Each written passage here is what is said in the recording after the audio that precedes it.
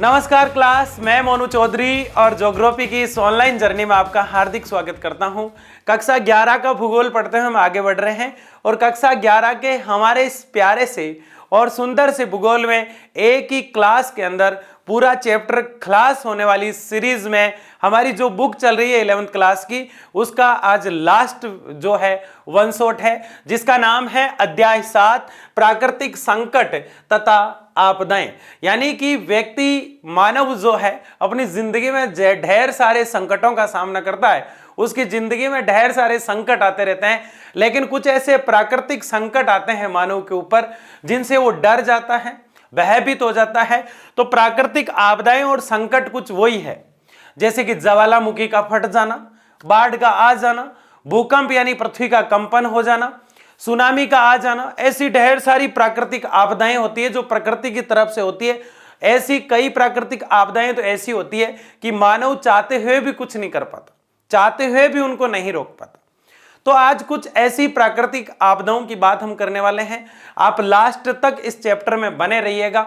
मैं आपसे वादा और श्योरिटी देता हूं आपको कि आपका एक भी डाउट जो है वो नहीं रहने वाला है इसके बाद। तो मजेदार चर्चा को हम शुरू करते हैं इस प्राकृतिक संकट और आपदा के इस पूरे चैप्टर को, जिसको एक ही लेक्चर में आज हम खत्म करने वाले हैं।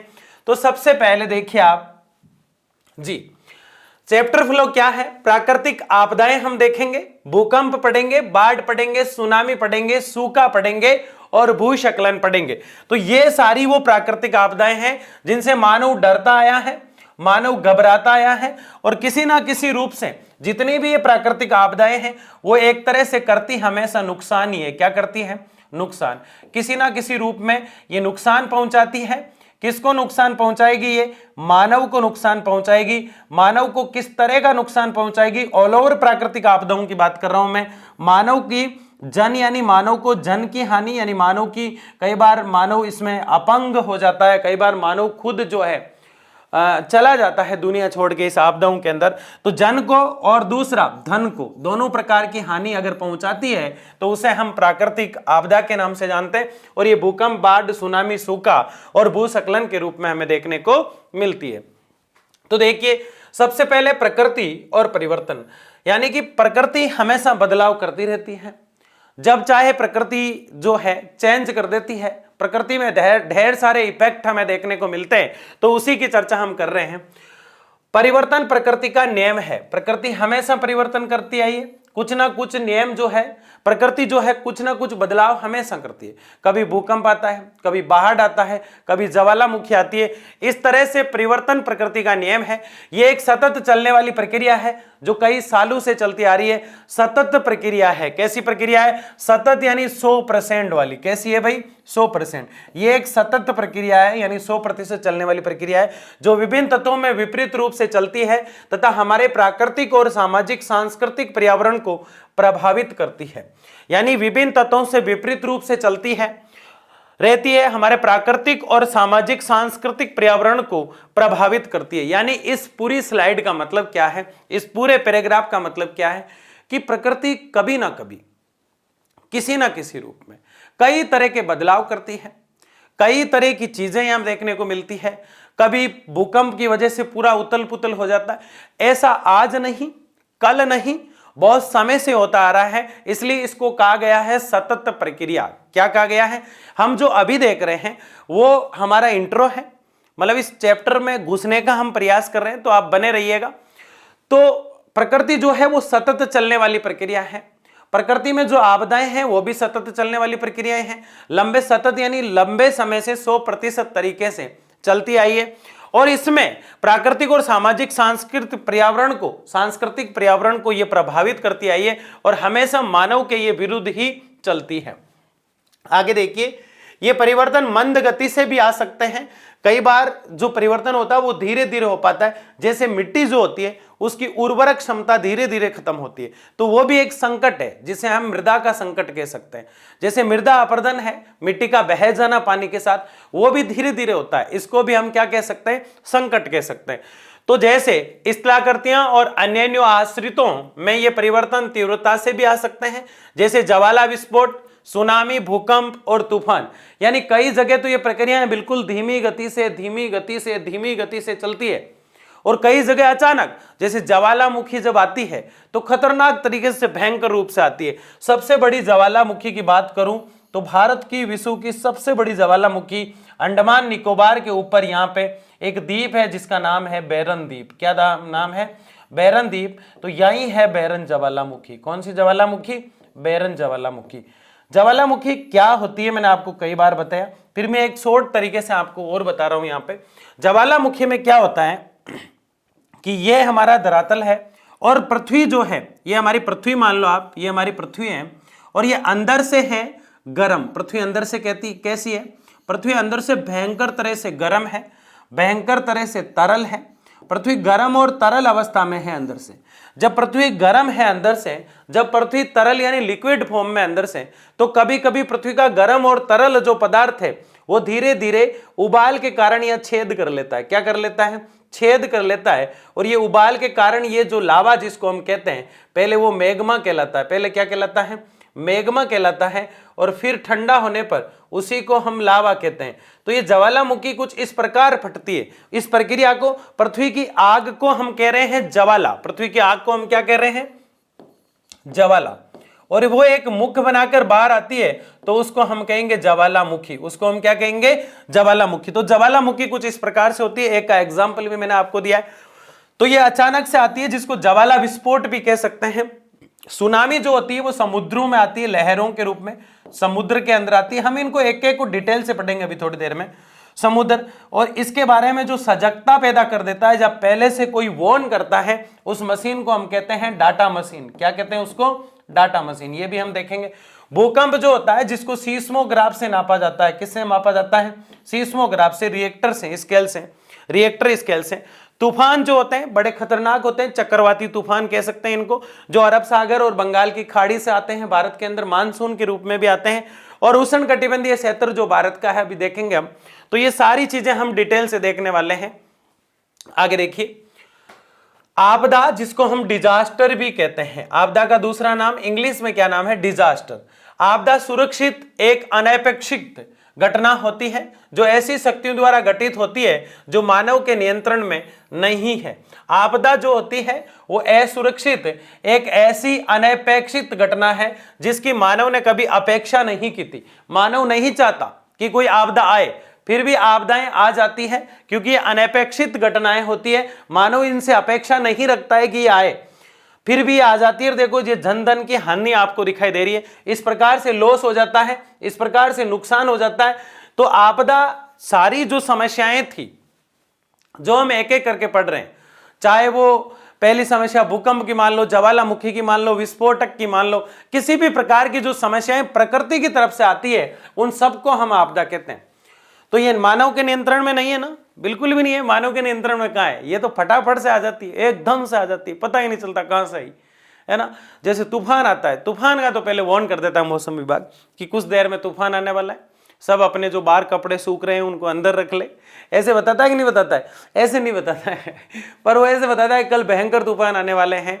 भारत में तूफान की शुरुआत हो चुकी है, मानसून की शुरुआत हो चुकी है। मानसून भारत में केरल से घुसता है। जैसे अभी कुछ देर पहले बताया ना मैंने आपको, ये हमारा भारत और मानसून भारत के नीचे है हिंद महासागर। यहां पे क्या है?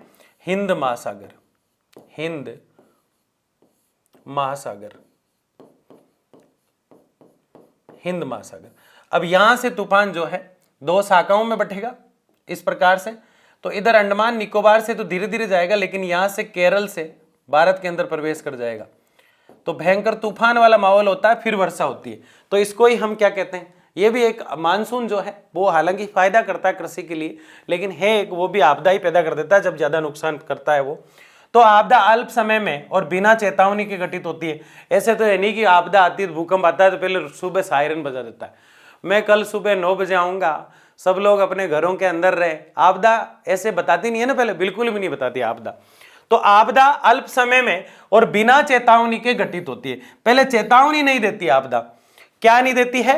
चेतावनी नहीं देती है, जिसके कारण मानव जीवन की क्रियाकलाप अवरुद्ध होते हैं, जिससे मानव का जो क्रियाकलाप है वो अवरुद्ध हो जाता है तथा बड़े पैमाने पर जनधन की हानि होती है। किस पे हानि होती है? बड़े पैमाने पर जनधन की हानि होती है। मानव जो भी काम कर रहा है ना, वो उसका पूरी तरह से डिस्टर्ब हो जाता है, क्योंकि अचानक से सब कुछ तहस नहस जिसको हम कह सकते हैं वो कर देती है। कौन कर देती है? आपदा। तो यह आपदा को समझाया गया, मतलब आपदा मतलब समस्या, आपदा मतलब समस्या। और समस्या किससे? प्रकृति से। यह समस्या किसने पैदा की है? प्रकृति से। क्या ये मानव के बस में है? कतई नहीं है साहब, बिल्कुल भी मानव के बस में नहीं है। ये तो ऑटोमेटिक आती है, कुछ समय के लिए आती है, अचानक से आती है और सब कुछ तहस नहस करके चली जाती है। उसे ही हम आपदा कहते हैं। उसे हम क्या कहते हैं?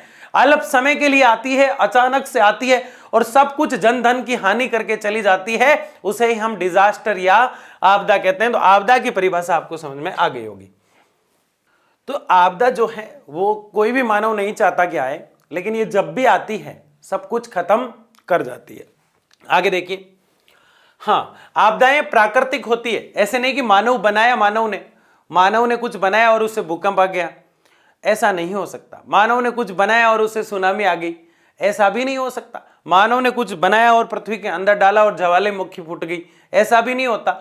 ना मानव ज्वालामुखी को कंट्रोल में रख सकता है, ना मानव भूकंप को कंट्रोल में रख सकता है। मानव किसी भी आपदा को कंट्रोल में नहीं रख सकता है, ना तो उसे वो ला सकता है आपदा को, और ना उसे आने से रोक सकता है।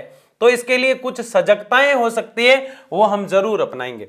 आपदाएं प्राकृतिक होती है, कृत्रिम नहीं होती है। क्या ये कृत्रिम होती है? मानव बनाता ही नहीं। मानव बनाता तो यह शब्द होता कृत्रिम, जो कि नहीं है, ये प्राकृतिक है। वर्तमान में मानवकृत छिड़काव का स्वरूप भी देखने को मिल रहा है। भोपाल गैस त्रासदी, चेरोनोबिल और निकोसिया आपदा, युद्ध, एकोफ्लोरोकार्बन गैस वातावरण में छोड़ना, ग्रीन हाउस गैस, ध्वनि, वायु, जल एवं मिट्टी संबंध आदि प्रमुख मानव आपदाएं हैं। ये जो पैराग्राफ लास्ट में कुछ बात कह रहा है, भोपाल गैस त्रासदी का नाम आपने सुना होगा। उस समय गैस लीकेज हो गया था, तो वो मानव की गलती से आपदा हुई थी। किससे? मानव से भूल हुई और उसकी वजह से ये आपदा हो गई। बाकी आपदाएं मानव के कंट्रोल में नहीं होती है। किसके कंट्रोल में नहीं होती है? मानव के कंट्रोल में नहीं होती है। आगे देखिए, कई स्तरों पर ऐसी घटनाओं से मिलने के भरसक प्रयास होते जा रहे हैं, जिनमें राष्ट्रीय आपदा प्रबंधन संस्थान की स्थापना, यानी इन आपदाओं से इनको हम रोक नहीं सकते, लेकिन इसके लिए हम सजगता पैदा कर सकते हैं, लोगों को समझा सकते हैं, लोगों को समझा सकते हैं, आपदा के बारे में लोगों को समझा सकते हैं और उनसे ये कह सकते हैं कि जब भी आपदा आए तो आप ये सहूलियत बरतें, ये अच्छा माध्यम आप रखें। तो इसके लिए क्या किया गया? इसके लिए जून कब बनाया गया? जून 1992 में। कब? जून 1992 में एक सम्मेलन हुआ जो पर्यावरण पे हुआ था। वैसे तो किस पे हुआ था? पर्यावरण पे, कि पर्यावरण को कैसे बढ़ाया जाए, इन्वायरमेंट पर कैसे काम किया जाए, क्लाइमेट यानी जलवायु को कैसे बेहतर किया जाए, वेदर यानी मौसम में क्या चेंजिंग मानव ला सकता है, आज आदि पर्यावरण से संबंधित बातें इसके अंदर हुई। 1992 का जो ये रियो डी जेनेरियो सम्मेलन का मतलब होता है मीटिंग जो हुई है, इस मीटिंग में ढेर सारी चीजें रखी गई।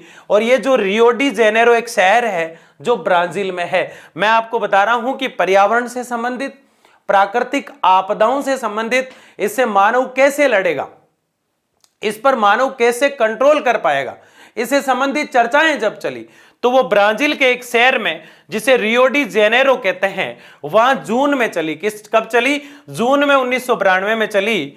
और इसमें भू शिखर सम्मेलन और मई 1994 में फिर से इस पे चर्चा हुई। 2 साल बाद एक मीटिंग फिर हुई और वो हुई योकोहामा, जो कि जापान में है। वह आपदा प्रबंधन पर विश्व में एक मीटिंग यानी संगोष्ठी, मीटिंग को क्या कहा गया है यहाँ पे? संगोष्ठी। यहाँ मीटिंग को क्या कहा गया है? सम्मेलन आदि प्रमुख है। यानी कि अब तक प्रकृति पर, अब तक पर्यावरण पर, अब तक जो आपदाएं आ रही उन पर अगर बड़े वर्ल्ड लेवल पर, पूरे संसार लेवल पर अगर कोई प्रयास हुए हैं तो वो 2 प्रयास है। एक 1992 में, 1992 में, और दूसरा 1994 में 2 प्रयास हुए। पहला ब्राजील में है, रियो डी जेनेरो शहर है, रियो डी जेनेरो, और दूसरा 1994 में है जो योकोहामा शहर है जापान का। कहां का है? जापान का। तो यहां तक हमने देखा इस चीज को, विश्व संगोष्ठी। आगे देखिए, प्राकृतिक संकट, प्राकृतिक आपदा अचानक से आती है और उसी से निकलकर जो आता है सामने वो प्राकृतिक संकट है। प्राकृतिक संकट प्राकृतिक पर्यावरण के वातावरण के वे तत्व है जिनमें जन धन की हानि की संभावना होती है, जैसे महासागरीय धाराएं, हिमालय में तिरु ढाल, वैकल्पिक संभावनाएं, रेगिस्तान, हिमाच्छादित क्षेत्र में विषम जीव आदि। अब आप समझे नहीं कि सर आप प्राकृतिक संकट और आपदा पढ़ा रहे थे, ये तो समझ में आ रहा था, लेकिन आपदा आप अलग पढ़ा रहे हो, संकट आप अलग पढ़ा रहे हो, तो इस बात को आप समझो। आपदा, सबसे पहले क्या देख रहे हैं हम? आपदा जो हमने देखी। अब जो हमारे सामने आ रहा है उसका नाम है संकट। उसका नाम क्या है? संकट। आपदा के बाद में संकट पैदा होता है, सबसे बड़ी बात तो यही है, लेकिन कभी कभी आपदा अलग होती है और संकट अलग होता है। पहली बात तो ये सुनिए, जब जब आपदा आती है तब तब संकट पैदा होता है, लेकिन आपदा, भूकंप, ज्वालामुखी, बाढ़ ये सब होते हैं, लेकिन संकट में क्या होता है? एक पहाड़ है और उधर से जो है धीरे धीरे वो ढहने लग गया, भूस्खलन हो गया, तो उसको हम संकट में भी डाल देते हैं, आपदा में भी डाल देते हैं।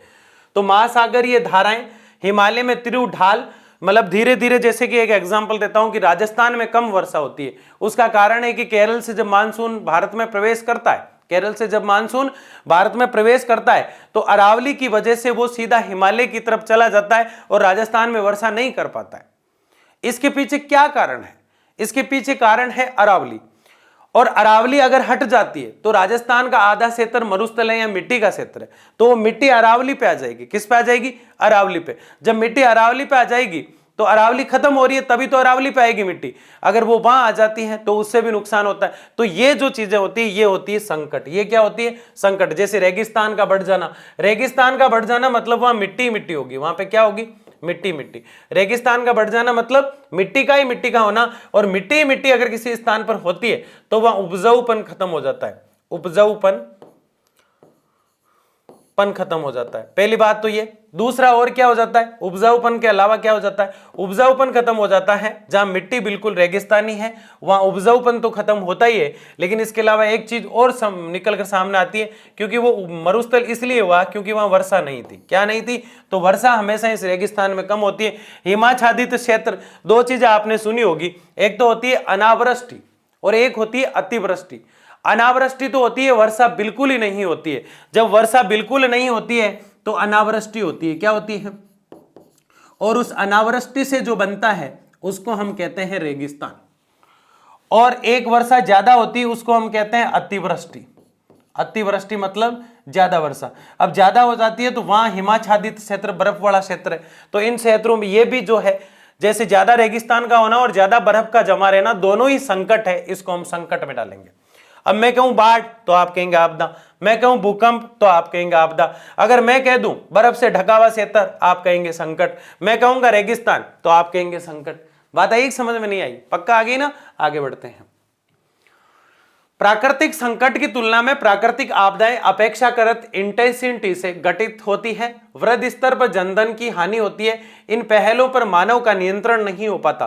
प्राकृतिक आपदाएं जो होती है, ये देखिए आप, इन पे मानव नियंत्रण कर पा रहा है क्या? नहीं कर पा रहा है। मानव को तो तहस नहस होने के बाद देख सकता है बस, और कुछ नहीं कर सकता इनका। प्राकृतिक आपदा और प्राकृतिक आपदा एक दूसरे से घनिष्ठ रूप से जुड़े हुए हैं। प्राकृतिक आपदा और प्राकृतिक संकट, समझ गए आप? प्राकृतिक संकट एक दूसरे के घनिष्ठ मित्र है, और ये जब भी दोनों मित्र आते हैं सब कुछ तबाह कर जाते हैं। क्या कर जाते हैं? तबाह कर जाते हैं। तो हम कभी ना चाहेंगे प्राकृतिक आपदा और प्राकृतिक संकट ये दोनों मित्र आए। कभी कभी ये एक दूसरे के लिए मानक के रूप में होते हैं। एक आया तो दूसरा का काम है सब कुछ खत्म, संकट बाद की स्थिति है। लेकिन कभी कभी संकट अलग भी होता है, जैसे रेगिस्तान का बढ़ जाना किस चीज का द्योतक है? किस चीज का सूचक है? अगर रेगिस्तान बढ़ रहा है इसका मतलब सीधी सीधी बात है संकट है। अगर किसी क्षेत्र में बर्फ का क्षेत्र है बहुत ज्यादा तो क्या है? संकट है। बाढ़ आ गई तो क्या है? आपदा है। भूकंप आ गया, आपदा है। तो ये चीजें ऐसे आप कर सकते हो। आपदा को डिजास्टर कहा गया है और दोनों ही मानव के लिए खतरा है। प्राकृतिक कारक ही प्राकृतिक अपवाद का एकमात्र कारण नहीं है। कुछ असफलता की उत्पत्ति मानव क्रियाकलापों से भी होती है। ये जो पैराग्राफ है ये कह रहा है कहीं ना कहीं किसी ना किसी रूप से मानव भी इसका कारण होता है। मानव इसका कारण होता है। कैसे होता है? जैसे ये पृथ्वी है और यहां से मानव निकाल रहा है खनिज। क्या निकाल रहा है? मिनरल्स, खनिज निकाल रहा है। तो इस पूरी पृथ्वी को यहां से खोदा गया है। खोदा गया है तो यहां से भूकंप आने की संभावनाएं बढ़ जाती है। क्या बढ़ जाती है? तो बताओ यहां कारण कौन रहा? मानव ही रहा। कौन रहा यहां पे कारण? मानव रहा। अब जैसे मान लो कि ये पहाड़ है, ये क्या है? पहाड़ है, और यहां से झरना बह रहा है, यहाँ ढेर सारे पौधे लगे हुए हैं, यहाँ ढेर सारे क्या लगे हुए हैं? पेड़ लगे हुए हैं। इन पेड़ों से पानी धीरे धीरे आता है तो बाढ़ का रूप नहीं ले पाता। किसका रूप नहीं ले पाता? बाढ़ का। लेकिन मानव जो है इन पेड़ों को ही काट देता है, काट देता है, तो पानी जो है, झरना जो है, सीधा आता है और नदी के रूप में आगे जाकर बाढ़ का रूप ले लेता है। किसका रूप ले लेता है? बाढ़ का। बताओ यहाँ कारण कौन हुआ? यहां भी तो मानव हुआ, यहां भी तो कारण कौन हुआ? मानव। आगे देखिए, जीव विज्ञान प्राकृतिक आपदा का वर्गीकरण इस प्रकार से करता है। जीव विज्ञान की अगर बात हम समझे थोड़ा सा, तो देखो कितनी बड़ी बिल्डिंग यूं गिर गई धराशायी होके, देखते ही रह गया मैं तो आप भी देखते रह गए ना, देखो कैसे धराशायी होगी 1 मिनट में, देखते ही देखते। ये आपदा सब कुछ, व्यक्ति कितना जोड़ जोड़ के कितने फ्लोर वाली बिल्डिंग बनाई उसने। आपदा आई, संकट आया और यूं छू मंतर। तो आपदा आनी चाहिए कि नहीं आनी चाहिए? कमेंट बॉक्स में बताओ। सब यही कहेंगे नहीं आनी चाहिए। ठीक है, फिर रहने दो देखिए जीव विज्ञान क्या कहता है, प्राकृतिक नजर को प्रमुख 4 नजरों में देखा गया। प्राकृतिक नजर को प्रमुख 4 नजरों में, 4 रूपों में देखा गया। जीव विज्ञान जो है वो 4 रूपों में बता रहा है कि आपदा किस प्रकार से है। आपदा को ये बताएगा, एक तो ऐसी आपदाएं जो हवा से आती है, तो उसको हम वायुमंडलीय आपदा कहेंगे। तो एक एक को पढ़ते हैं, चारों को। एक आपदा तो वो होती है जो वायुमंडल यानी एटमॉस्फेयर के कारण आती है। ऐसी डिजास्टर जो एटमॉस्फेयर के कारण आती है, यानी ऐसी समस्या, ऐसी आपदा और प्राकृतिक आपदा जो वायुमंडल के कारण आती है। वायुमंडल कुछ ही नहीं है, हवा का घेरा है। क्या है? हवा का घेरा। जो वायुमंडल के कारण आती है तो उसे हम कहेंगे वायुमंडलीय आपदा। जैसे बर्फीला तूफान, एकदम से बर्फीला तूफान आ गया, जनधन की हानि करेगा, जानवर बेचारे, जीव जो पक्षु पक्षी सारे लोग जो है दुखी हो जाएंगे। बर्फीला तूफान है ना, मानव भी दुखी हो जाएगा, छः छः करके, है ना, छींके आने लग जाएगी, और बता रही क्या क्या जाता है ना। तड़ित झंझा, टोर्नेडो, उष्ण कटिबंधीय चक्कर, करकापात, पाला, सूखा, लू, शीत। ये तूफान टोर्नेडो जापान का तूफान है। आप सोचो पता नहीं क्या आ गया, तड़ित झंझा, ये तूफानों के नाम है। जितने ये सारी हवाएं हैं, जैसे लू, ये गर्म हवा है, गर्म हवा, उसको हम कहते हैं लू। शीत मतलब ठंडी हवा। पाला मतलब सुबह के समय फसल को नुकसान पहुंचाता है। पाला किसको? फसल को नुकसान पहुंचा देता है। करकापात, उष्णकटिबंधीय चक्कर। हम जब ग्लोब पढ़ते हैं इस प्रकार से, हाँ, एक आप लोगों के ढेर सारे सवाल है, सर मैप कराओ मैप कराओ। बहुत जल्द हम मैप लेकर आ रहे हैं, चिंता मत करो, 1 शॉट हो जाए एक बार, ठीक है ना। इसी साल आपको पता नहीं क्या क्या कराने वाले हम। यहां देखिए 0, ये क्या है? 0 डिग्री रेखा है ग्लोब के अंदर। इसे हम विषुवत रेखा भी कहते हैं, इसे हम इक्वेटर भी कहते हैं, और इसे हम जो है भूमध्य यानी पृथ्वी के मध्य है ना ये, इसलिए इसे भूमध्य रेखा भी कहते हैं। और इसका जो मान है वो 0 डिग्री। इससे ऊपर हमने एक रेखा और खींची जिसको हम 23.5 डिग्री कहते हैं। क्या कहते हैं? 23.5 डिग्री। इससे नीचे भी एक रेखा हमने और खींची, इसको भी हम 23.5 डिग्री कहते हैं। इसको भी हम क्या कहते हैं? 23.5 डिग्री।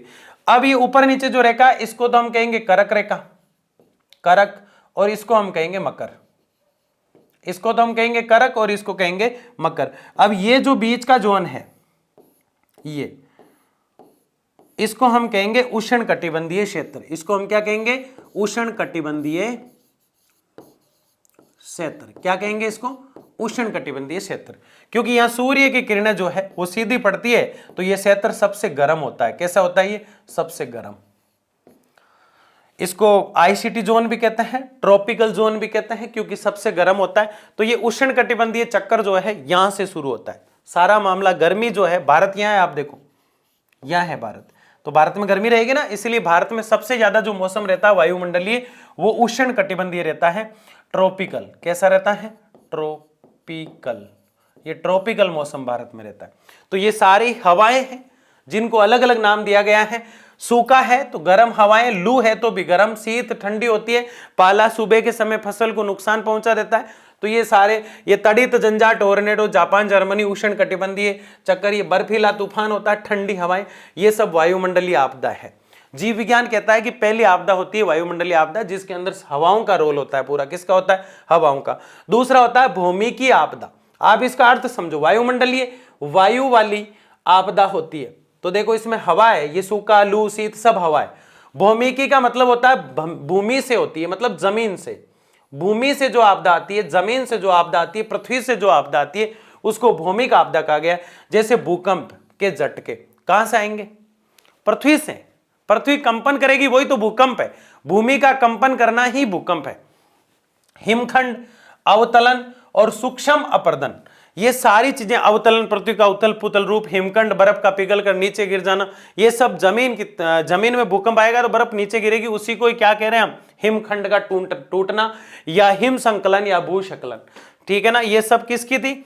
भौमिकी की। आगे बढ़े, आगे देखिए, उत्तेजना आपदा एकदम खतरनाक तरीके से आती है बाढ़। उत्तेजना के कारण तेजी के साथ आती है बाढ़, जंवर, महासागरीय धाराएं, सुनामी, तूफान, मोहर्मी, ये तूफान, ये मोहर्मी, है ना, ये सब उत्तेजना। अब आप तूफान को आप देखेंगे तो आप कहेंगे सर ये तो हवा है, और हवा तो आपने वायुमंडल में बताई थी, लेकिन तूफान भयंकर तरीके से सुनामी का रूप लिए हुए, तब उसको हम किस में डाल देंगे? उत्तेजना वाले में। उसको उसमें भी डाल सकते हैं हम, ऐसी कोई बात नहीं। वायुमंडल भी है, लेकिन तेज होता है कि नहीं होता मुझे बताओ। लू आती है तो इतनी तेज नहीं आती है जितना तूफान। लू आती है तो धीरे धीरे लगती है, गालों को टच होती है, जैसे लगता है यार लू लग रही है, मतलब जलन सी हो रही है।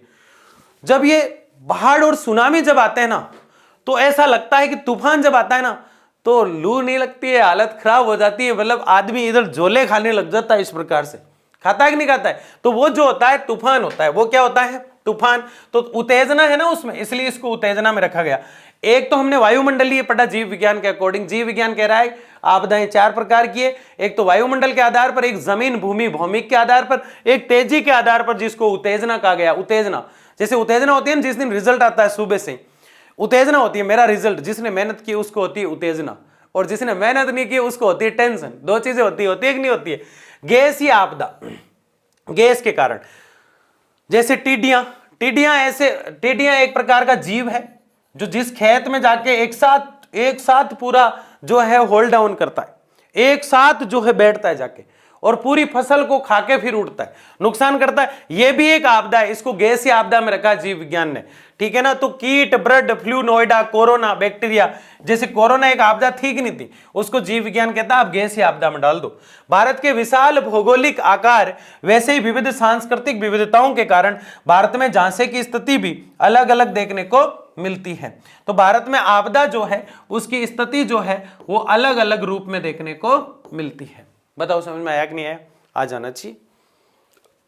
आगे देखिए, भारत में प्राकृतिक आपदाएं निम्नलिखित है। सबसे पहले हम भूकंप को देखेंगे, फिर हम सुनामी को, फिर उष्णकटिबंधीय चक्कर जो मैंने अभी थोड़ी देर पहले बताया उसको डिटेल से देखेंगे, बाढ़ को देखेंगे, सूखा को देखेंगे और भूस्खलन को देखेंगे। किसको देखेंगे? भूस्खलन को। आगे बढ़ते हैं, इसमें एक एक को पढ़ेंगे। मतलब हम देखिए, सबसे पहले है भूकंप।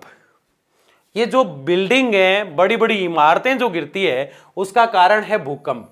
उसका कारण कौन है? भूकंप। भूकंप की उत्पत्ति भूगर्भीय हलचल से जुड़ी है। भूकंप कैसे आता है मैं आपको थोड़ा सा हिंट दे दूं। जैसे कि ये चट्टान है, इस प्रकार से ये एक चट्टान है और ये एक चट्टान है। चट्टान मतलब सेलें, पत्थर। अब ये दोनों चट्टानें जब धीरे धीरे पास आती है तो रुक जाती है, फिर अचानक से इनमें ऊर्जा पैदा होती है। क्या पैदा होती है? इनमें ऊर्जा पैदा होती है, तो ये दोनों टकराती है तो पृथ्वी में होती है हलचल। पृथ्वी में क्या होती है? हलचल। और इसी हलचल को हम कह रहे हैं भूकंप। जैसे कि मान लो कि इधर एक स्कॉर्पियो है और इधर एक स्कॉर्पियो है, इधर, अब स्कॉर्पियो इधर वाले आगे नहीं जा रही है, इधर वाले आगे नहीं जा रही है। अब इधर वाले ने और इधर वाले ने एक साथ एक्सीलरेटर दबाया है, तो दोनों जैसे टकराएगी तो ऊपर की तरफ जाएगी ना, ऊपर की तरफ मान लो कुछ है तो वो टूटेगा कि नहीं टूटेगा? तो टूटेगी इमारतें, और वो स्कॉर्पियो चट्टानें हैं। अब आगे समझ में, भूकंप की उत्पत्ति भूगर्भीय हलचल से जुड़ी है। पृथ्वी के अंदर की हलचल है, चट्टानें टकरा रही है। अधिक विनाशकारी होता है भूकंप। प्राकृतिक आपदा होती है, मानव का कोई बस नहीं है, मानव जाके इनको नहीं टकरा सकता, और ये टकराने वाली है तो अलग भी नहीं कर सकता इनको जाके कि चट्टानों को साइड में कर दूं ताकि भूकंप नहीं आए। ऐसा कर सकता है क्या मानव? नहीं कर सकता। भूकंप विवर्तन की छाप, ज्वाला विस्फोट, चकराते हुए अधतलन, जुड़ाव आदि के परिणाम है। भूकंप जो है ज्वाला विस्फोट, चक्राते, अधतलन, पृथ्वी की आंतरिक संरचना की बात की गई है। भूकंप क्यों आता है? पृथ्वी के अंदर कुछ गड़बड़ होती है, इस वजह से भूकंप आता है। राष्ट्रीय आपदा प्रबंधन जो देश के अंदर आपदाओं को देखती है, बस देख ही सकती है, करे तो क्या लोगों को समझा सकती है, ऐसी आपदा ना हो इसके लिए 5 भूकंपीय क्षेत्रों को विभक्त किया है। 5 भूकंप क्षेत्र बताए। एक तो वो जहां बहुत ज्यादा भूकंप आते हैं, हर मतलब 7, 8, 10 महीने में एक छोटा मोटा झटका आ जाता है, ऐसा तो नहीं होता, बहुत कम आते हैं, लेकिन सबसे ज्यादा आते हैं, उसको हम कहते हैं अति अधिक क्षति और जोखिम क्षेत्र। यानी बहुत ज्यादा भूकंप आते हैं, वहां बहुत ज्यादा क्षति यानी जोखिम होता है, बहुत ज्यादा परेशानी होती है। एक तो वो जोन। दूसरा इससे थोड़ा सा कम लेकिन अधिक है शक्ति जोखिम क्षेत्र, एक मध्यम वाला और एक बीच वाला जिसे क्षति जोखिम कहा गया, और एक अति न्यून। एक तो सबसे बड़ा, एक उससे थोड़ा छोटा, एक मध्यम से थोड़ा छोटा और एक लास्ट में छोटा। मतलब ये 5 पाइए, 1 2 3 4 5 करके ये 5 भूकंप के भाग बांटे गए। किसके बांटे गए? भूकंप के। भूकंप का प्रभाव हमेशा विध्वंसक होता है। भूकंप जो होता है उसका प्रभाव हमेशा विध्वंसक होता है। भूकंप से वृहद स्तर पर जनधन की हानि होती है। भूकंप से क्या होती है? बड़े लेवल पर जन और धन की हानि होती है। भूकंप के प्रभाव को कम करने का सबसे अच्छा उपाय इसके समय से पूर्व जनता तक जानकारी पहुंचाना, साथ ही भूकंप की आशंकाओं वाले क्षेत्रों में भूकंप संबंधी भविष्यवाणियों का निर्माण करना, जो कि मानव अब तक कर नहीं पाया है।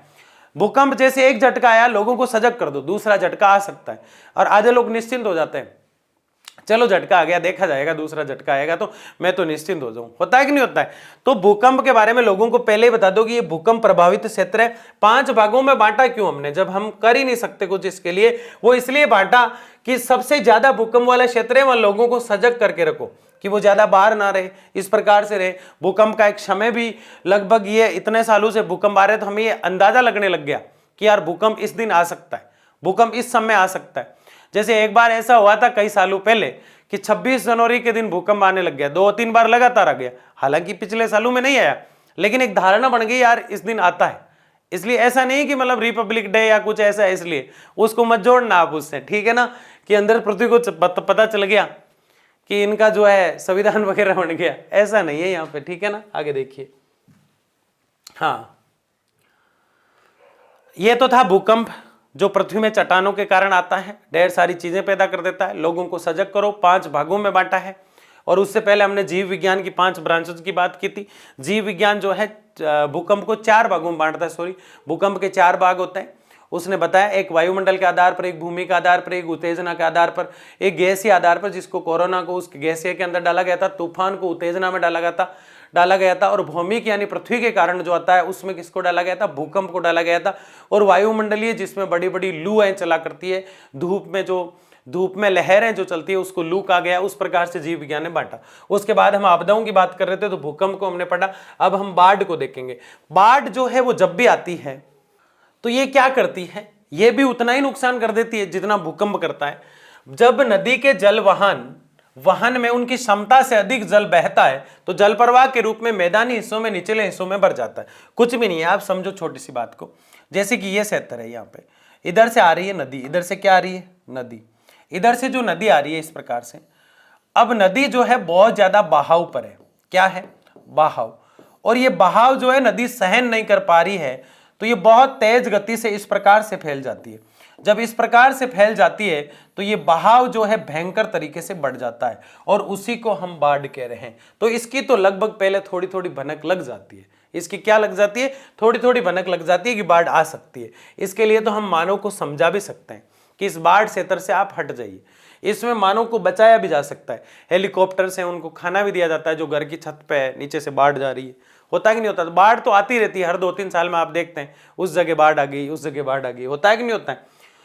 प्राकृतिक प्रवृत्ति की तुलना में बाढ़ की उत्पत्ति और उसके क्षेत्रीय फैलाव में मानव महत्वपूर्ण भूमिका रहती है। प्राकृतिक प्रवृत्ति की तुलना में बाढ़ की उत्पत्ति और उसके क्षेत्रीय फैलाव में, बाढ़ जो होती है वो क्षेत्र के अकॉर्डिंग आती है। अगर कोई क्षेत्र खाली खाली सा है तो वहां बाढ़ भयंकर रूप धारण कर लेगी, उग्र रूप धारण कर लेगी, उत्तेजना धारण कर लेगी। क्या धारण कर लेगी? उत्तेजना। तो बाढ़ को हम किस में रख सकते हैं? जीव विज्ञान का जो 4 डिवाइडेशन था उसमें उत्तेजना में रख सकते हैं। असम, पश्चिम बंगाल तथा बिहार भारत में सबसे अधिक बाढ़ प्रभावित है। असम में सबसे ज्यादा बाढ़ आती है। बताओ असम में कौन सी नदी है? ब्रह्मपुत्र नदी। ब्रह्मपुत्र नदी है ना, ये असम और अरुणाचल प्रदेश में चलती है। पश्चिम बंगाल में गंगा चलती है। गंगा सबसे ज्यादा राज्यों से चलती है। बिहार में भी गंगा चलती है क्योंकि गंगा सबसे ज्यादा राज्यों से चलती है।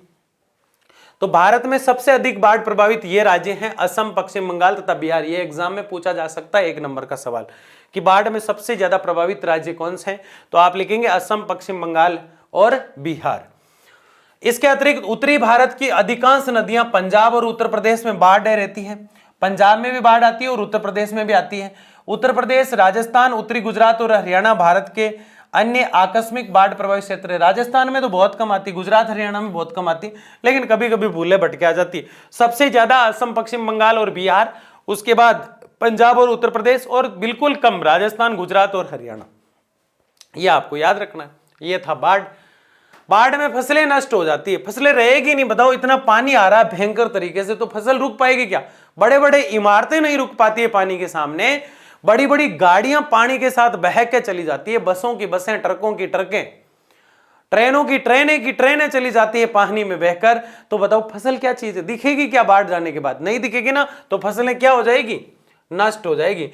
लोग बेघर हो जाते हैं क्योंकि घर तो चला गया पानी में, है ना। तो बाढ़ नुकसान करती है भयंकर वाला। बाढ़ग्रस्त लक्षणों में कई तरह की जल जनित बीमारियां होने की आशंका होती है। अब वो पानी अलग अलग जगह से, पता नहीं क्या क्या उसमें केमिकल्स मिल जाते हैं, किस किस क्षेत्र से वो आ रहा है, क्या क्या गंदगी उसके अंदर है, उसका पानी टच होता है तो लोगों को ढेर सारी बीमारियां लग जाती है। क्या लग जाती है? बीमारियां। दूसरी ओर हर साल आने वाले बाढ़ खेतों में मिट्टी का जल जमाव पैदा करता है, जो चावल की खेती के लिए लाभदायक होता है। अच्छा, ये एक चावल ही है जिसको बाढ़ से फायदा होता है। किसको होता है? चावल। चावल सबसे ज्यादा होते हैं पश्चिम बंगाल में। चावल बोए पश्चिम बंगाल में जाते हैं, लेकिन क्षेत्र के हिसाब से देखें तो सबसे ज्यादा होते हैं पंजाब में। कहां होते हैं चावल? पंजाब। पंजाब के पास, देखो बात को समझो, चावल सबसे ज्यादा कहां बोए जा रहे हैं? पश्चिम बंगाल में। सबसे ज्यादा बोए कहां गए हैं? पश्चिम बंगाल में। यानी जितना क्षेत्र है उस हिसाब से ज्यादा बोए गए पश्चिम बंगाल में, लेकिन पंजाब में क्षेत्र कम होते हुए भी सबसे ज्यादा चावल होते हैं। तो चावल के लिए कौन अच्छा है? बाढ़। बाकी बाढ़ नुकसान ही नुकसान करता है। चावल जिस समय उग रहा है उस समय बाढ़ आ जाए तो जब तो चावल को ही ले जाएगी। आप सोचो चावल खड़ा कैसे रह जाएगा। लेकिन बाढ़ जाने के बाद जो बाढ़ का जो कचरा वचरा पानी वानी जो होता है उसमें चावल अच्छे से पैदा हो जाते हैं बाद में, इसलिए चावल की खेती के लिए अच्छा होता है। तटबंध निर्माण, वनीकरण, अतिक्रमण निर्माण, जलग्रहण क्षेत्र में आवास निर्माण पर रोक बाढ़ नियंत्रण के प्रमुख उपाय हैं। यानी बाढ़ को कैसे कंट्रोल करें, बाढ़ को कैसे रोका जाए, बाढ़ को हम कैसे कंट्रोल कर सकते हैं, तो उपाय बताऊं आपको। सबसे पहले तटबंध निर्माण करें। लगता है कि इधर से बाढ़ आती है, वहां एक बहुत बड़ा बांध बना दो। क्या बना दो? बांध बना दो, रोक दो उससे, पहला। दूसरा, ढेर सारे वन लगा दो। ये बात तो मैंने पहले ही बता दी कि जैसे कि कोई पहाड़ है, उधर से झरने बह रहे हैं, नदी भयंकर रूप लेती है। अगर पहाड़ है और वन है तो नदी नहीं बन पाती पूरी तरह से, उफान पे नहीं आ पाती। अगर वन वहां से काट दिए, अंग्रेजों ने काट दिए चीड़ के वन, क्योंकि रेल की पटरियों में काम आते हैं चीड़ के वन, तो अब जो काट दिए गए वहां से भयंकर तरीके से बाढ़ आती है तो फिर बाढ़ को रोकने वाला कुछ है ही नहीं। तो बताओ वन लगाने चाहिए कि नहीं चाहिए? तो वनीकरण होना चाहिए। अतिक्रमण के कारण वनों को काट देते तो अतिक्रमण रोक देना चाहिए। जलग्रहण क्षेत्र में आवास नहीं करो। अब पता है इधर से बाढ़ आ रही है फिर भी यहां घर बना रहा हूं, तूफान के सामने जो कश्ती लेके चल पड़ा, नाव लेके, है ना। तो ऐसा नहीं करना है। रोक नियंत्रण के उपाय, आवास निर्माण नहीं करना है। एक तो वनों को लगाओ, एक बांध बनाओ, एक जहां बाढ़ क्षेत्र है वहां बसो ही मत। सबसे बढ़िया उपाय यह है, ठीक है ना। आगे बढ़ते हैं। कब कब बाढ़ आई अब तक? 1948 से अब तक प्रमुख आपदाएं कौन कौन सी आई, पूरी आपदाओं की लिस्ट यहाँ पे। भूकंप कब आया, ये कब आया, तो मैं थोड़ा सा इसको फास्टली ले लेता हूं। इसलिए लूंगा इसको फास्ट क्योंकि ये एक लिस्ट है जो आपको नोट्स में वैसे ही मिल रही है। नोट्स जिन्होंने बैच परचेज कर रखा है उसके अंदर नोट्स का कोई ज्यादा कॉस्ट नहीं है। आप लर्नशेयर आर्ट्स के ऐप पे जाएंगे, एप्लीकेशन पे, तो वहां आसानी से आपको हमारे टीचरों के लिखे हुए नोट्स मिल जाते हैं जो पढ़ने में बहुत आसानी होती है। तो वैसे कुछ बच्चे स्क्रीनशॉट भी लेते हैं तो ले सकते हैं आप, बिल्कुल ठीक है। अब देखिए यहां मैं बता रहा हूं कि किस सन में कहां पे बाढ़, भूकंप, ऐसा कुछ प्राकृतिक आपदाएं आई। तो 1948 में सोवियत संघ जो अब रूस में है वहां भूकंप आया और 1,10,000 लोगों की मृत्यु हो गई। उसके बाद 1949 में चीन में बाढ़ आई और 57,000 लोगों की मृत्यु हो गई। 1954 में चीन में ही बाढ़ आई और 30,000 लोगों की मृत्यु हो गई। 1965 में पूर्वी पाकिस्तान जो बांग्लादेश कहलाता है वहां उष्णकटिबंधीय चक्रवात आया और 36,000 लोग मर गए। 1968 में ईरान में भूकंप आया और 30,000 लोगों की डेथ हो गई। 1970 में पेरू में भूकंप आया और 66,794 लोगों की डेथ हो गई। 1970 में पूर्वी पाकिस्तान में, जो अब बांग्लादेश में है, वहां भी चक्रवात आता है और 50,000 लोगों की डेथ हो जाती है। कितने, 5 लाख है क्या वो? 5 लाख लोगों की डेथ हो गई। भाई मैं खुद शॉक्ड रह गया। आगे देखिए आप, अगले में 7 लाख है।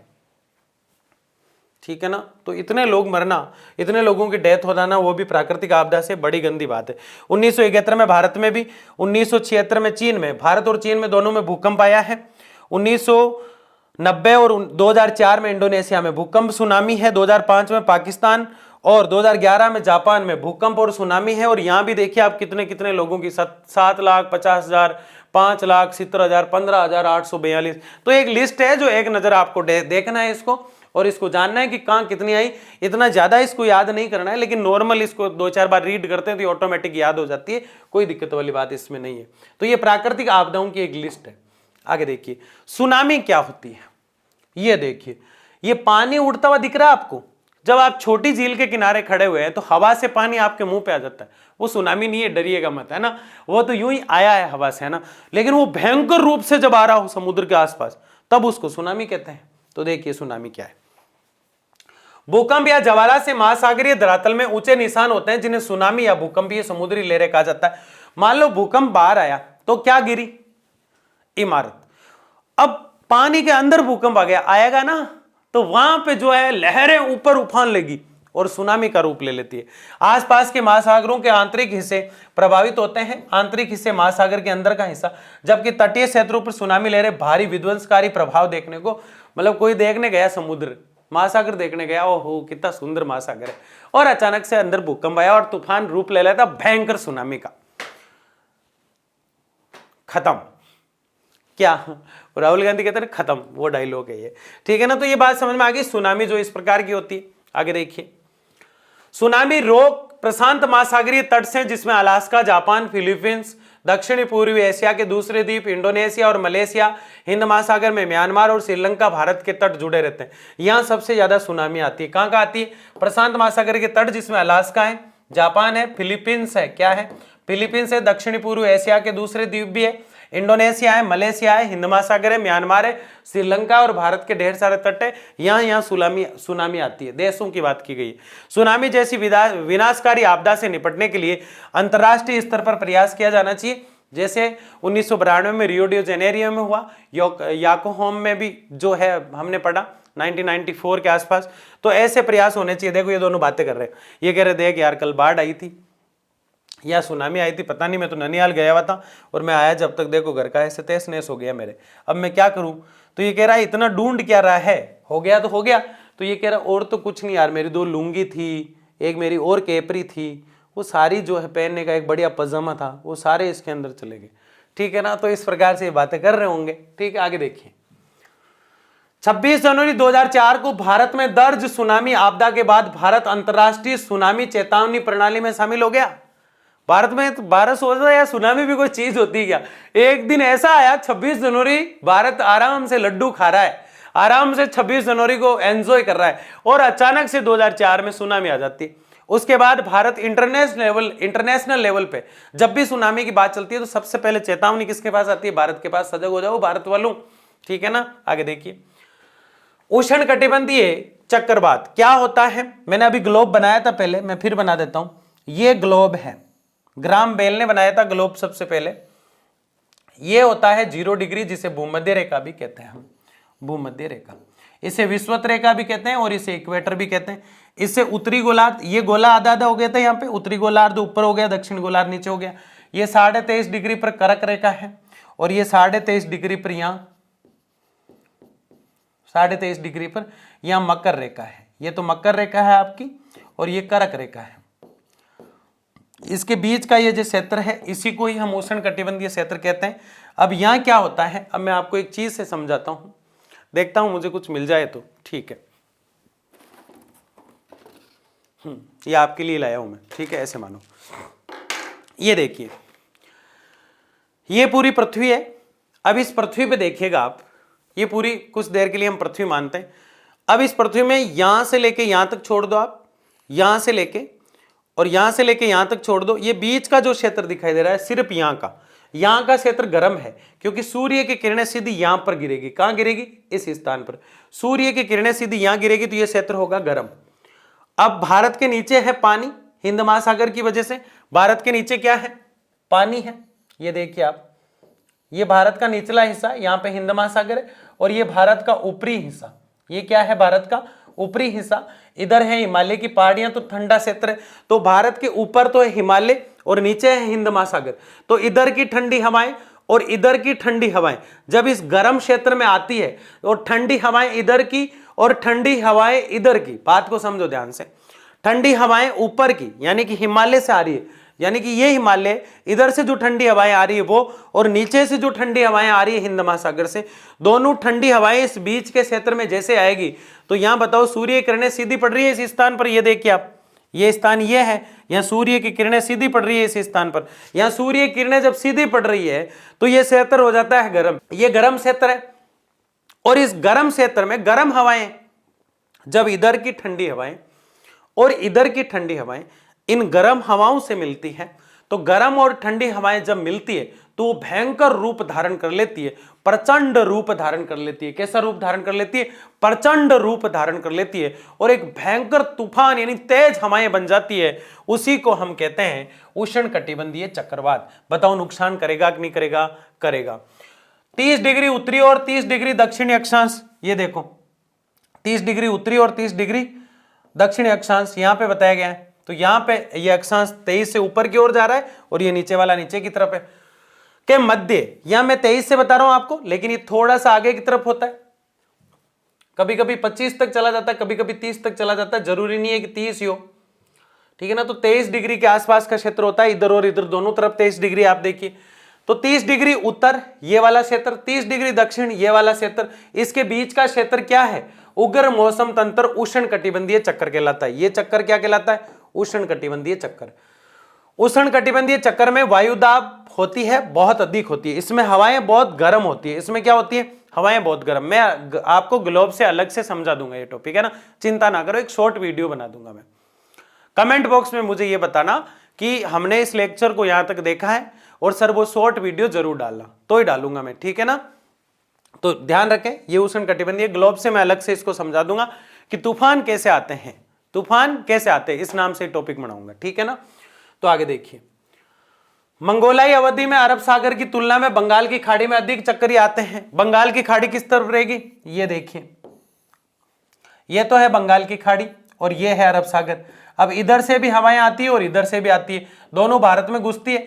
तो ऐसे जो तूफान आता है भारत में भी आता है और मंगोलीय क्षेत्र में भी आता है। तो खाड़ी में अधिक चक्रीय तूफान आ जाते हैं और अधिक चक्कर उत्पन्न करते हैं। भारत में आने वाले उष्णकटिबंधीय चक्रवात 180 किलोमीटर घंटे की रफ्तार से चलते हैं, जो काफी संपत्ति में नुकसान पहुंचाते हैं और कई क्षेत्रों में भारी तबाही के दृश्य देखने को मिलते हैं। क्योंकि तेज हवाएं कुछ भी नहीं छोड़ती है, ना तो तेज हवा कुछ छोड़ पाती है। जब तेज हवा तूफान प्रचंड रूप लेती है उसको उष्णकटिबंधीय चक्रवात कहते हैं, और जब तेज पानी उग्र रूप लेता है उसको हम बाढ़ कहते हैं। उसको हम क्या कहते हैं? बाढ़ कहते हैं।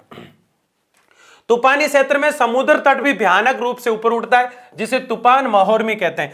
तूफान जब आता है तो लहरें जो है उनको भी, वो पानी को भी ऊपर उठा देता है और उसी को महोर्मी तूफान कहते हैं। कुछ भी नहीं है महोर्मी, सिर्फ हमारा भ्रम है। जब तेज हवाएं आती है तो पानी ऊपर उठ जाता है, उसी को हम महोर्मी कह रहे हैं। सूखा, सूखा बिल्कुल सूखा सूखा है। दीर्घकालीन समय में कम वर्षा, अत्यधिक आरोप और अवलोकन तथा अवलोकन जल में अत्यधिक प्रयोग से भूतल पर जल की कमी आ जाती है। ऐसी स्थिति को सूखा कहा जाता है। मतलब जल जो है, देखो ये सूखा, सूखा का मतलब वर्षा हो नहीं रही है काफी समय से, यहां पर पानी नहीं आ रहा है काफी समय से, यहां पर वर्षा नहीं हो रही है। तो धीरे धीरे ये जमीन ऐसी है कई जगह, कई देशों में, जहां पानी की बूंद गिरे कई साल वर्ष बीत गए, तो वहां क्षेत्र में जो होगा उसको हम सूखा कहते हैं। और ये एक दिन की समस्या नहीं है, लंबे समय तक होती है। कितने समय तक? लंबे समय बाद क्रिएट होती है, इसलिए शब्द आया दीर्घकालीन समय से। किस समय से? दीर्घ मतलब लंबा। सूखा डेढ़ के 4 प्रकार है। एक तो मौसम विज्ञान संबंधी सूखा होता है, एक किसानी यानी कि व्यक्ति जो होता है उसकी वजह से, किसानों की वजह से, एक जल विज्ञान संबंधी सूखा होता है, और एक पारिस्थितिक सूखा होता है, वहां का क्लाइमेट कैसा है उस हिसाब से। देखो ये भी सूखा है, ये बादल दिख रहे हैं पर बरसते नहीं है यहाँ पे, ठीक है ना। तो ये 4 प्रकार का सूखा होता है। कितने प्रकार का? 4 प्रकार का। भारत के कुल भौगोलिक क्षेत्र का लगभग 19% हिस्सा, जनसंख्या का 12% हिस्सा अनुबंध से प्रभावित रहता है। भारत को डायरेक्शन की तीव्रता के आधार पर 3 भागों में बांटा गया है। जैसे हमने भूकंप को बांटा ना, एक तो वो जहां बहुत ज्यादा भूकंप आते हैं, एक उससे थोड़े कम, एक मध्यम से थोड़ा कम और एक सबसे कम। वैसे सूखे वाले भी एक तो बहुत ज्यादा, एक थोड़ा सा मध्यम लेवल का थोड़ा सा, और एक उससे भी कम। तो उससे भी कम वाले को मध्यम में रखा गया है। तो 3 भूखा जो सूखा है उसको बांटा गया है, अत्यधिक सूखा प्रभावित क्षेत्र, अधिक सूखा प्रभावित क्षेत्र और मध्यम सूखा प्रभावित क्षेत्र। आगे देखिए, भारत में जल अकाल, तरण अकाल, अन्न अकाल, कभी कभी त्रिकाल की स्थिति पैदा हो जाती है। जब देखो जल भी नहीं है, मतलब पानी भी नहीं है, तरण यानी खाने को भी अन्न भी नहीं है, और खाना पीना और आवास सारी जैसी समस्या आ जाती है, उसको हम कहते हैं त्रिकाल अकाल। क्या कहते हैं? जल, अन्न जल धन, सब चीज की, वैसे मतलब आदमी के कपड़ों की, मतलब कुछ खाने पीने को रहने को कुछ भी नहीं है, उसको कहते हैं, यानी सारी समस्याएं जब एक साथ आ जाती है, ना पानी है ना खाने को कुछ है, उसको कहते हैं त्रिकाल अकाल। क्या कहते हैं? अकाल की स्थिति उत्पन्न होती है, वृहद स्तर पर नौकरी की मृत्यु, मानव प्रवास और पलायन, सूखाग्रस्त दृश्य प्रभावी हो जाते हैं। जब सूखाग्रस्त हो जाता है या बाढ़ आ जाती है तो व्यक्ति वहां से पलायन करते हैं, कईयों की मृत्यु हो जाती है, मानव एक स्थान से दूसरे स्थान पर जाता है, उसको प्रवास कहते हैं। तो ये लंबी लंबी समस्याएं यहां आने लग जाती है। भूस्खलन, आधार रोग या त्वरक प्रस्तर रेगोलिथ का भारी मात्रा में तेजी से नीचे की ओर झलकना आभास होता है। पारसंगिक प्रदेश स्तर अत्यधिक परिपूर्ण मिलते हैं। अब मैं आपको समझा देता हूं ये क्या कह रहा है। आपको ये देख के तो लगा हो यार ये क्या है? भूस्खलन, ये पहाड़ है, ये पूरा पहाड़ है। सकलन का मतलब होता है गिरना, और भू यानी होता है भूमि, तो भूमि पर गिरना। भूमि पर गिरना क्या गिरेगा? इस पर्वत के जो पत्थर है वो टूट टूट कर नीचे की तरफ गिर जाते हैं, उसी को हम भूस्खलन कहते हैं। उसी को हम क्या कहते हैं?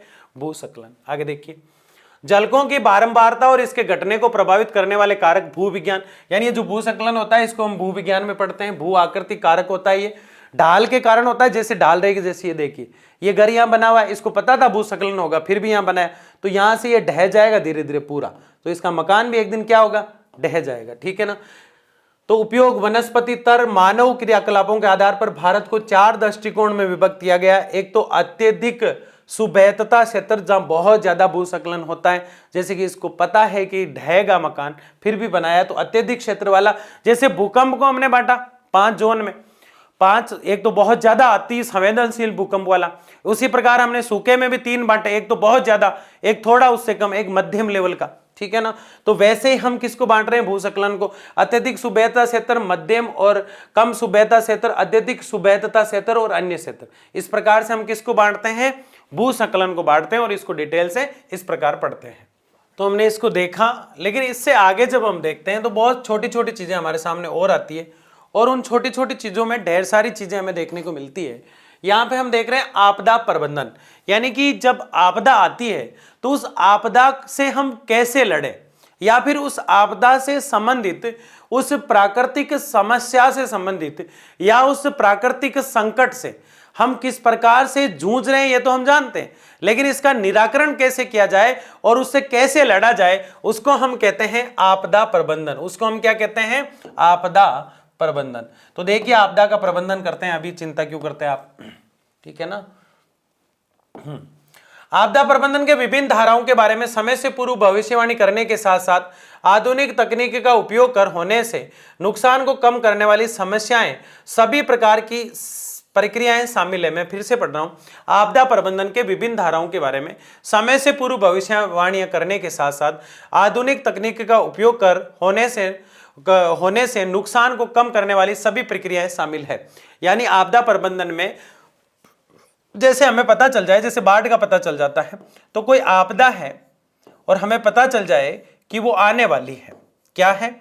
आने वाली है, तो उस आपदा से लड़ने के लिए जो हमारे पास जितनी भी नई तकनीकी है उसका प्रयोग करें और कोई सुचारू रूप से अच्छे माध्यम निकाले। ऐसी कई प्रक्रियाएं होती है जिसे आपदा से लड़ा जा सकता है।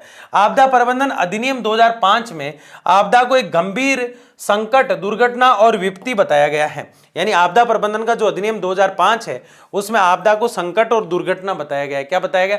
हम भी जानते हैं, ये तो संकट और दुर्घटना ही है। अब यहां संकट क्या होता है और आपदा क्या होती है, इसका अर्थ मैंने समझाया कि आपका कंफ्यूजन मैंने मौखिक रूप से तो बताया है, लेकिन आपके पास लिखा हुआ भी रहे तो देखिए, आपदा से पूर्व की स्थिति जिसमें आपदा के आगमन का खतरा मौजूद रहता है, यह एक प्राकृतिक घटना है संकट। इसके बाद भी जो है संकट पैदा होता है, लेकिन संकट यह आपदा है। जैसे माना कि आपदा नाम का दोस्त है, तो इसके आगे भी खड़ा रहता है और इसके पीछे भी खड़ा रहता है, उसका नाम है संकट। जैसे तूफान, संकट, यह आगे पीछे खड़ा रहता है, इसको कहते हैं संकट, जिसका नाम है जोखिम। आपदा का अर्थ होता है अचानक होने वाली एक विनाशकारी घटना जिसमें व्यापक धन जन की हानि होती है और इसके बाद संकट पैदा होता है। और ऐसे जैसे कि मान लो कि एक भयंकर तूफान आया और तूफान के बाद और मानसून का भयंकर रूप धारण हो जाता है, तो संकट था पहले और बाद में भी संकट, लेकिन ये बाद में आपदा का रूप ले लेता है बीच में। तो इसी को आपने देखा और समझा। आप चाहे तो स्क्रीनशॉट ले सकते हैं। आगे देखिए, सुनामी एक अनोखी लहर है, पानी की लहर होती है, मैंने बताया लहरें उठती है, मैं समझा चुका हूं सारी चीजें आपको, बस ऐसे ही लिया है मैंने लास्ट में। अनोखी लहरें हैं जो समुद्र में भूगर्भिक उथल पुथल से उत्पन्न होती है। एक जापानी भाषा का शब्द है सुनामी और दो शब्द सु अर्थात पोर्ट और नामी अर्थात लहरें, यानी कि बंदरगाह के ऊपर या तट के ऊपर, जैसे ये भारत का तट है, इस तट के ऊपर जो लहरें आती है इसको हम सुनामी कहते हैं। इसको हम क्या कहते हैं, मतलब पानी का जो ज्वार भाटा होता है ना, उसी तरह सुनामी का रूप है वो एक तरह से। पर्यावरण भौतिक, जैविक, रासायनिक दशाओं का योग होता है जिसका अनुमान किसी प्राणी या प्राणियों का होता है। जिसका अनुमान मतलब पर्यावरण क्या होता है, चारों ओर का आवरण पर्यावरण होता है। आप सिर्फ इतना याद रखें। ज्वालामुखी मैंने आपको पूरा समझा ही दिया, फिर भी देख लो, बिंदु और दरार हो जाती है पृथ्वी के अंदर, वहां से लिक्विड फॉर्म में कुछ निकलता है पदार्थ गर्म। ज्वालामुखी से ऐसे उस मात्र बिंदु या दरार से होता है जिसके माध्यम से पृथ्वी के आंतरिक भाग से स्थिति में लावा निकलता है और पदार्थ धरातल के ऊपर जाके जम जाता है। कई बार ये मैग्मा भी कहलाता है। ठीक है ना, तो ये हम समझ चुके हैं। तूफान भयंकर वायुमंडलीय विक्षोभ जिसमें अत्यधिक वेग वाली पवनें चलती हैं। तूफान जो होता है वो भयंकर वेग है हवा का, तेज हवाएं होती है, उसको हम तूफान कहते हैं। चक्रवात जो होते हैं वो एक भंवर होते हैं हवा का। उत्तरी गोलार्ध और दक्षिण गोलार्ध में जो हमने उष्ण कटिबंधीय जो क्षेत्र पढ़ा था ना, वो यही है उष्ण कटिबंधीय क्षेत्र, जो इस प्रकार से पढ़ा था हमने, इस प्रकार से। ये जो क्षेत्र था ये वाला, ये पूरा का पूरा ये वाला है। ठीक है ना। चक्रवात एक प्रबल भंवर होता है जिसमें उत्तरी गोलार्ध में दक्षिणावर्त तथा दक्षिणी गोलार्ध में वामावर्त दिशा में हवा के साथ मूसलाधार वर्षा होती है। समुद्र से ऊंची लहरें उठती है जिसके कारण तटवर्ती क्षेत्रों में बाढ़ आ जाती है। वही चक्रवात है। हवा भयंकर तरीके से हवा चलती है और जिससे बाढ़ के आने के मौसम चेंज हो जाता है और बाढ़ आ जाती है, उसी को हम चक्रवात कह रहे हैं।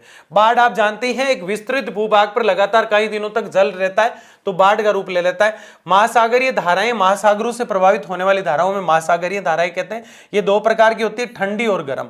महासागर की जो हवाएं होती है, धाराएं होती है, वो ठंडी और गर्म दो प्रकार की होती है। मरुस्थल रेगिस्तान होता है जहां की मिट्टी बिल्कुल मरी हुई सी है, पानी नहीं मिलता है उसको, और अनुपजाऊ सी भी होती है, तो इसकी उर्वरक शक्ति जो है वो समाप्त हो चुकी होती है, तो यहाँ अच्छी फसलें नहीं होती। बाजरा जैसी खरीफ की फसलें यहाँ हो सकती है। हिमाच्छादित ग्लेशियन का मतलब होता है जहाँ एनी टाइम बर्फ जमी रहती है। ये एक वृद्धि प्रक्रिया है जिसमें वृक्ष वर्षा के कारण तापमान के अत्यधिक कम होने से भूतल पर हिम नदियां और हिम चदरों का विस्तार हो जाता है। अब जमीन के ऊपर बर्फ जम गई तो फसल होगी क्या? नहीं होगी ना। तो रेगिस्तान में तो फसल इसलिए नहीं होती कि मिट्टी में उपजाऊपन नहीं है। मिट्टी, ये देखो रेगिस्तान की मिट्टी है, अब इसमें फसल नहीं हो सकती क्योंकि इसमें नमी नहीं है, आर्द्रता ही नहीं है, पानी ही नहीं है इसमें, तो नहीं होगी। और जहां भयंकर तरीके से बर्फ जमी हुई है वहां भी फसल नहीं होगी, तो उसको कहेंगे हिमाच्छादित। उसको क्या कहेंगे? हिमाच्छादित। था जिसको इंतजार वो धन्यवाद आया है। कब होगा खत्म ये इतना बड़ा वन शॉट? तो इंतजार की घड़ियां खत्म हुई। मिलता है किसी शानदार वन शॉट में। जानकर खुशी होगी आपको कि एक किताब के सारे वन शॉट हमने पढ़ लिए हैं 11th क्लास के। दूसरी वाली बुक को हम शुरू करने जा रहे हैं। तब तक के लिए जय हिंद, जय भारत। मिलते हैं अगले लेक्चर में। लाइक करना है, शेयर करना है, सब्सक्राइब करना है और अच्छे नोट्सों के लिए प्ले स्टोर से लर्न एंड शेयर का एप्लीकेशन जरूर डाउनलोड करना है। धन्यवाद।